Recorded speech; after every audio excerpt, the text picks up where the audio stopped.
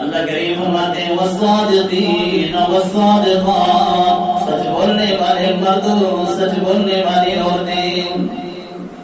بندہ جب سچ بولتا ہے اللہ کریم فرماتے ہیں میرے بندے تیری سچائی کی وجہ سے ینجی،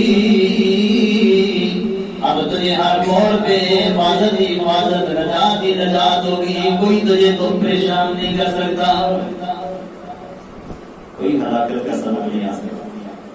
اور سچ بولنا اتنی بڑی دولت کہ تجھے سچوں کے ساتھ قبر سے جب اٹھے گا تو سچوں کے ساتھ آ کر کروں گا، تیرا مقام جدا ہوگا آنکھوں سے.